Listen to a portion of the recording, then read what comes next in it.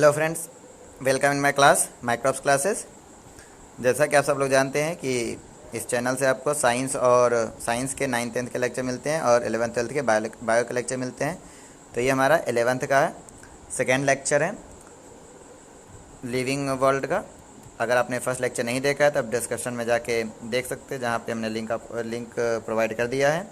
ये second part है उसका। हमने उस लेक्चर में बात की थी लिविंग थिंग्स क्या होती है, लिविंग बीइंग क्या होते हैं और characteristic of the living being, जिसमें से हमने वहाँ पे जो हमारा प्रीवियस लेक्चर था उसमें हमने कैरेक्टरिस्टिक की बात की थी, जो कि ओवरव्यू मैंने दिया था कि ये होता है, और वहाँ पे मैंने ग्रोथ और डेवलपमेंट इन दोनों चीज़ को देखा था, इन दोनों के कंसेप्ट देखे थे।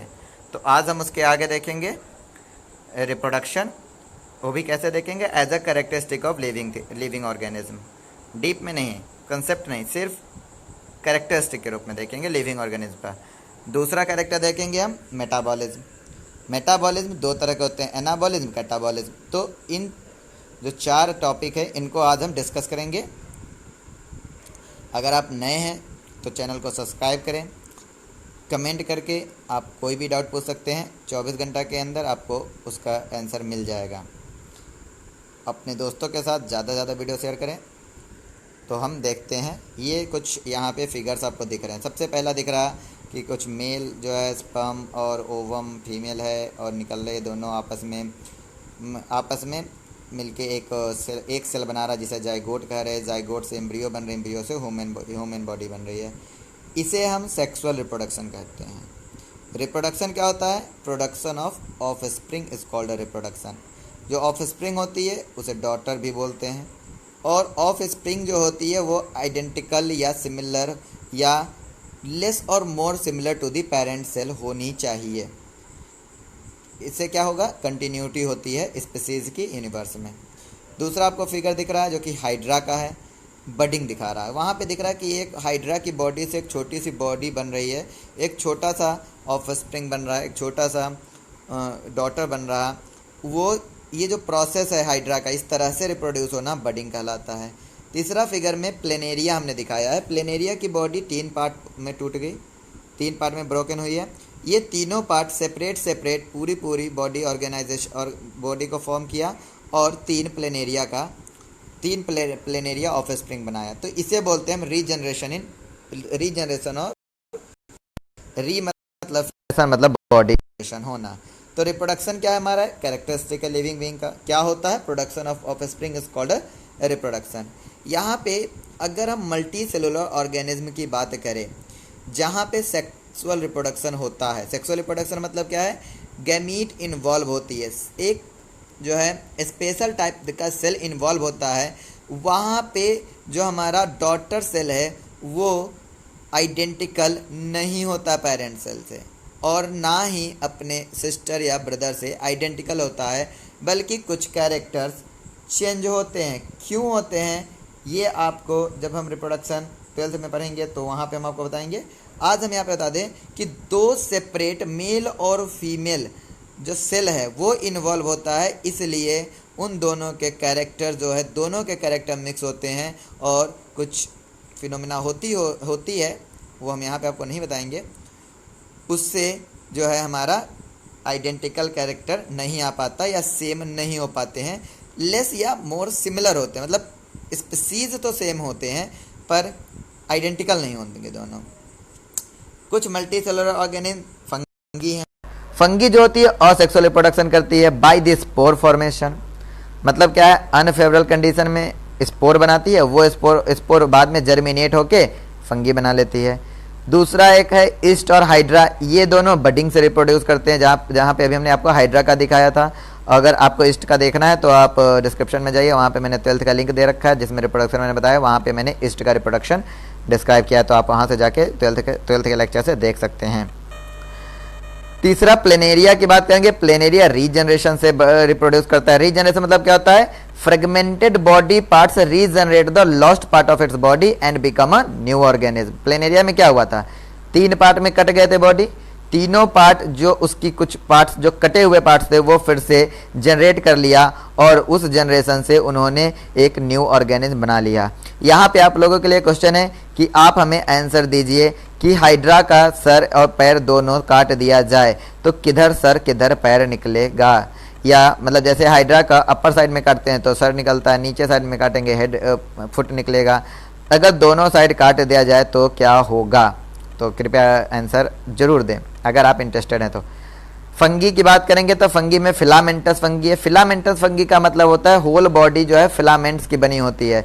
फिलामेंट मतलब अदर एक एक फिलामेंट की बनी होती है और उसमें भी हमारा फ्रेगमेंटेशन होता है। एक फिलामेंट टूट जाता है वो कि रीजनरेट होके पूरी की पूरी फंगी बना लेता है। और मॉसस में भी रिप्रोडक्शन फ्रेगमेंटेशन के थ्रू ही होता है। Unicellular organism just like amoeba paramecium की बात करेंगे तो उसमें रिप्रोडक्शन जो होती है वो नंबर को इंक्रीज करती है। तो यहाँ पे दिमाग में क्वेश्चन आया कि reproduction is synonyms with the growth in case of the unicellular organism. क्या रिप्रोडक्शन जो है हमारा ग्रोथ का सिनोनिम्स है in case of the unicellular? हाँ है, क्योंकि ग्रोथ के कंसेप्ट में मैंने बताया था कि ग्रोथ जो होती है growth is defined as the increase of mass and in the increase of number. यहाँ पे क्या हो रहा है, यूनिसेलुलर ऑर्गेनिज्म अमीबा या पैरामीशियम में बॉडी जो है पूरा का पूरा बॉडी फ्रेगमेंट होके डिवाइड होके डॉटर सेल बना रही है और डॉटर सेल जो है इंक्रीज कर रही है नंबर में। मतलब क्या है, ग्रोथ हो रहा है। इसलिए बोल सकते हैं कि यूनिसेलुलर ऑर्गेनिज्म में जो रिप्रोडक्शन है वो हमारा ग्रोथ का सिनोनिम्स है। आई थिंक यहाँ तक आपको समझ में आया होगा। अब रिप्रोडक्शन की अगर हम बात करते हैं तो हमें ये पता चलता है कि रिप्रोडक्शन तो हो रहा है, ग्रोथ हो रहा है, नंबर बढ़ रहा है। इस तरह से बहुत से मल्टी सेलुलर यूनिसेलुलर ऑर्गेनिज्म जो है अपनी संख्या को बढ़ा रहे। पर ये है ग्रोथ जो टर्म है, रिप्रोडक्शन जो टर्म है, ग्रोथ जो है, ये सब कहीं डाउटफुल होते हैं क्योंकि नॉन सेलुलर जो नॉन लिविंग थिंग्स है उसमें भी कभी कभी इंक्रीज हो जाता है नंबर बाय मतलब ब्रोकन डाउन से टूट के भी इंक्रीज होता है। तो इसलिए ये डाउट कंसेप्ट है। पर अगला कंसेप्ट जो है आपका मेटाबॉलिज्म। मेटाबॉलिज्म सिर्फ ये लिविंग थिंग्स में ही होता है, ये कभी भी मतलब नॉन लिविंग थिंग्स में नहीं होता है। This is the special character of the living things.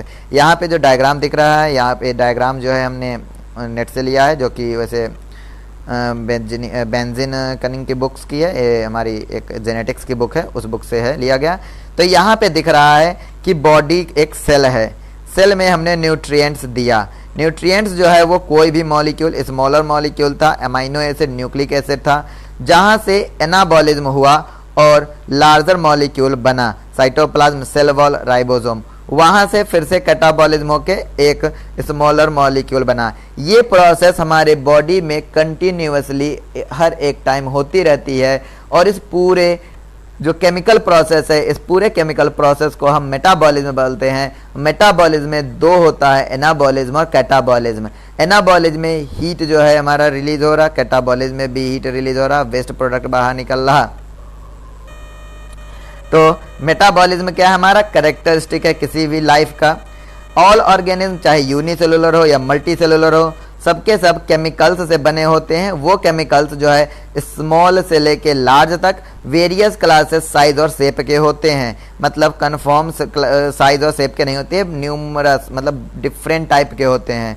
जो हमारा ये स्मॉल और लार्ज मॉलिक्यूल है ये आपस में इंटर कन्वर्ट होते रहते हैं। लार्जर मॉलिक्यूल जो है स्मॉलर मॉलिक्यूल में कन्वर्ट होता है, स्मॉलर मॉलिक्यूल जो है लार्जर मॉलिक्यूल में कन्वर्ट होता है और इस कन्वर्सन के प्रोसेस को हम मेटाबॉलिक रिएक्शन कहते हैं। और एक टाइम पे हमारे बॉडी में, हमारे सेल में डिफरेंट टाइप के मेटाबॉलिक रिएक्शन होता है। फॉर एग्जांपल एक ही टाइम पे हमारा प्रोटीन जो होता है डिग्रेड भी होता है, उसी टाइम पे जो है हमारा प्रोटीन कहीं ना कहीं बॉडी में सेल में बनता रहता है। एक ही टाइम पे हमारी बॉडी में यूरिया साइकिल होती है, यूरिन बनती रहती है। एक उसी समय पे हमारी बॉडी में ग्लाइकोजन का जो है हमारा ग्लाइकोजन जो है वो स्टोर हो रहा होता है, डिग्रेड हो रहा होता है, ग्लूकोज मॉलिक्यूल बन रहा होता है। मतलब डिफरेंट टाइप के chemical reaction on spot spontaneously एक ही समय पर हमारी बॉडी में होती है और उन सारे रिएक्शन को हम एक कॉमन रूप से मेटाबॉलिज्म बोलते हैं। इसलिए डिफिनीशन क्या होगा, the sum total of all the chemical reaction occurring in our body is called a metabolism. Metabolism. अब मेटाबॉलिज्म में हमने बात की दो तरीके से होती है, स्मॉलर मॉलिक्यूल लार्जर बनाती है, लार्जर मॉलिक्यूल डिग्रेड होकर स्मॉल बनाती है। तो जो डिग्रेडेशन है या ब्रेक डाउन है लार्ज मॉलिक्यूल का स्मॉल मॉलिक्यूल में, उसे हम कैटाबॉलिज्म बोलते हैं, और फॉर्मेशन जो है लार्ज मॉलिक्यूल का स्मॉलर मॉलिक्यूल से, उसे हम एनाबॉलिज्म बोलते हैं। तो ये दो टर्म है, कैटाबॉलिज्म, एनाबॉलिज्म। ये हम आपको जो है सेल वाले चैप्टर में भी बताएंगे, तो ज़्यादा टेंशन वाली बात नहीं है। यहाँ पे मैंने जस्ट डिफिनीशन आपको दिया है, आप यहाँ पे डिफिनीशन याद कर लीजिए। आगे हम आपको सेल जो है टूर ऑफ दिस सेल या जो सेलुलर जो चैप्टर है उसमें हम आपको इसको सही से डिस्कस करेंगे कि कैटाबॉलिज्म में क्या होता है, एनाबॉलिज्म में क्या होता है, कैटाबॉलिज्म में कैसे कैसे होता है, एनाबॉलिज्म में क्या क्या होता है। तो अगर हम बात करते हैं नॉन लिविंग थिंग्स में, तो कैटाबॉलिज्म नहीं होता है। अगर हम किसी भी टेस्ट ट्यूब में मेटाबॉलिज्म रिएक्शन को कर सकते हैं। टेस्ट ट्यूब में कोई भी रिएक्शन जो होता है उसे हम इन विट्रो परफॉर्मेंस बोलते हैं। हमारी बॉडी में हमारे ओन सेल में होने वाले रिएक्शन को इन वीवो बोलते हैं। तो इन विट्रो मेटाबॉलिक रिएक्शन होता है। साइंटिस्ट के दिमाग में आया कि क्या in vitro metabolic reaction non living things है? नहीं है, क्योंकि नॉन लिविंग में कभी भी मेटाबॉलिक प्रोसेस नहीं होता है। इसलिए मेटाबॉलिज्म जो होती है डिफाइनिंग कैरेक्टर है किसी भी लिविंग ऑर्गेनिज्म का। चूंकि मेटाबॉलिज्म सेल के अंदर होती है, तो सेलुलर ऑर्गेनाइजेशन जो है बहुत ही इंपॉर्टेंट होता है लिविंग थिंग्स के लिए। अगर सेलुलर ऑर्गेनाइजेशन है तो हमें बोल सकते हैं कि this is the feature of the living things, और डिफाइनिंग फीचर होती है लिविंग थिंग्स का। तो आज हमने क्या क्या डिस्कस किया, थोड़ा समराइज करते हैं। आज हमने डिस्कस किया यहाँ पे reproduction as a characteristic of the living organism, जहाँ पे मैंने कहा कि रिप्रोडक्शन जो होती है हमारे हर यूनिसेलुलर मल्टी सेलुलर में डिफरेंट टाइप से होती है। हमने नाम यहाँ पे आपको दिए हैं। अगर आपको ज़्यादा इंटरेस्टेड है तो आप चलते के लेक्चर देख सकते हैं, जो कि हमने आपको डिस्क्रिप्शन में दे रखा है। हमने यहाँ पे बडिंग बताया, हाइड्रा में क्या होता है, कुछ फिगर दिखाए थे। उसके बाद मैंने फ्रेगमेंटेशन, रीजनरेशन की बात की थी। रीजनरेशन प्लेनेरिया में होती है। अगर आपको पता है प्लेनेरिया क्या होता है तो आप कमेंट करके हमें बता सकते हैं। उसके बाद हमने बताया फ्रेगमेंटेशन होती है। उसके बाद यूनिसेलुलर में नंबर इंक्रीज होती है। नंबर इंक्रीज को जो है ग्रोथ कहते हैं। एक मैंने डिस्कस की थी reproduction is synonyms with the growth in case of the unicellular organism. तो ये है आपका यहाँ पे यहाँ तक डिस्कस किया। उसके बाद मैंने मेटाबॉलिज्म की बात की कि मेटाबॉलिज्म क्या होता है। फिर हमने कहा कैटाबॉलिज्म क्या होता है, फिर एनाबॉलिज्म क्या होता है। उसके बाद हमने बताया कि मेटाबॉलिज्म जो होती है वो डिफाइनिंग कैरेक्टर है, और सेलुलर ऑर्गेनाइजेशन जो होती है वो भी डिफाइनिंग कैरेक्टर होती है लिविंग थिंग्स की। तो अगर आपको वीडियो अच्छा लगे तो लाइक करें, सब्सक्राइब करें, कमेंट करें। आप नोट्स वीडियो देख के भी बना सकते हैं। और अगर आप जिस दिन हमारे चैनल पे 1000 सब्सक्राइबर हो जाएंगे, वहाँ उस दिन हम आपको एक नोट्स की PDF प्रोवाइड करेंगे। तो कृपया आप हमारे चैनल को सब्सक्राइब करें, अपने दोस्तों के साथ इस चैनल को शेयर करें, वीडियो को लाइक करें, कमेंट करें। जितना हो सके उतना आप वीडियो को ज़रूर शेयर करें। Thank you for watching this video.